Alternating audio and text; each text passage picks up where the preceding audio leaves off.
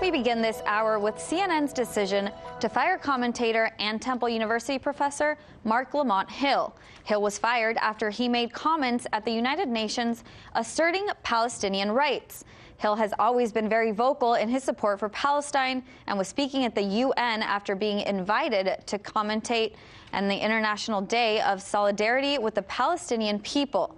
Hill was specifically faulted for the following comment. Local action and international action that will give us what justice requires. And that is a free Palestine from the river to the sea. Thank you for your time. The saying, quote, "from the river to the sea, Palestine will be free," is a popular rallying cry of Palestinian solidarity activists, calling for freedom for all Palestinians from the river, referring to the Jordan River, and the sea, the Mediterranean Sea. Supporters of Israel interpreted that Hill was using coded language to hide his desire to destroy the state of Israel, or even worse, that he was advocating a genocide against Jewish people. Editor of the conservative magazine Washington Examiner and previous opinion writer the New York Post, Seth Mandel, was one of the leading critics, making these accusations via Twitter. Mandel went as far as to say Hill went full Farrakhan, even though Hill made no references to Louis Farrakhan's words or actions in his speech.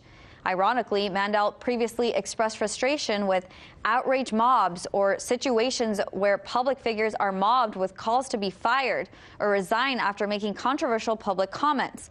Mandel defended Guardians of the Galaxy director James Gunn after hundreds of Gunn's tweets appearing to express his desire to sexually abuse young boys were discovered. What Hill's speech focused on was the Israeli government's treatment of Palestinian people, which has grown increasingly harsh in recent years, especially after the election of U.S. President Donald Trump, a vocal supporter of Israel. Hill discussed what he called apartheid policies that the Israeli government has forced on Palestinians, as well as the construction of settlements in the West Bank, a process Hill described as settler colonialism. Recently elected Palestinian American Congresswoman Rashida Tlaib came to Hill's defense on Twitter, tweeting at CNN, quote, calling out the oppressive policies in Israel, advocating for Palestinians to be respected and for Israelis and Palestinians alike to have peace and freedom is not anti-Semitic. With CNN in question, we now turn to In Question producer Kei Pritsker. Thank you for being here. Kei, I want to start by asking you, Marc was more or less fired for the words he spoke, in other words, for his speech. Now, CNN has been very vocal, a critic of the president's policies on free speech. They've accused Trump of suppressing our First Amendment rights and our press freedom.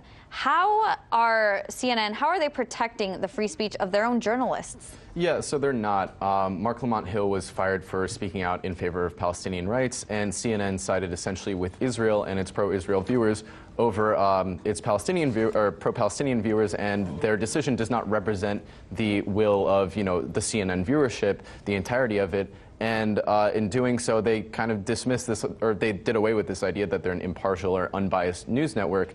And it shows that CNN is willing to bow to pressure if, enough people say that they don't like the viewpoint of some of the on-air talent at CNN, they'll pull them. And what's ironic is that Marc Lamont Hill was hired as a commentator on CNN, so his job is literally to provide political opinions and political commentary, and he was fired for essentially doing his job, for giving his commentary on the Palestinian issue. And furthermore, he was also fired for something he said at the United Nations. He wasn't speaking on CNN, he wasn't live on air, so he wasn't really representing CNN or at work at the moment, but he was still fired for what he said outside of work. So it's really interesting how CNN is punishing someone for doing something in their private life. Well, and it's ironic because, like we said, CNN has been very vocal about free speech, and especially after, Acosta's credentials were taken away. So it's very interesting to see this other side. But I want to talk about the statement that caused all of this controversy.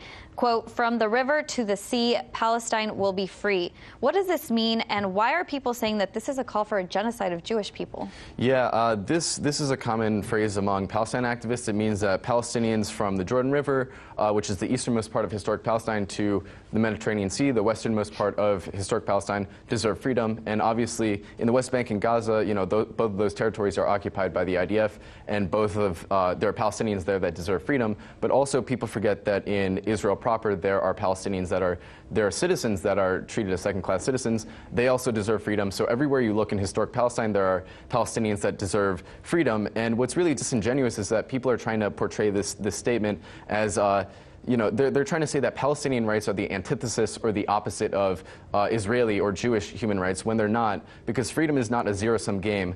Just because Palestinians gain access to clean water or electricity or aren't arrested arbitrarily doesn't mean that Israelis lose those things or that they have to suffer in return. And what's even more ironic is that Marc Lamont Hill is being portrayed as violent or even terroristic for saying these types of things. They're saying he supports genocide, when at the end of the day, all he did was he said words. He spoke, and he didn't kill anyone, he didn't harm anyone, but he spoke, and he's being portrayed as violent, whereas the things he's describing are actual violence. He's describing the violent occupation of Palestine. So we really need to think about our priorities here. We need to think about what, in this case, is actually violent, what Marc Lamont Hill is describing.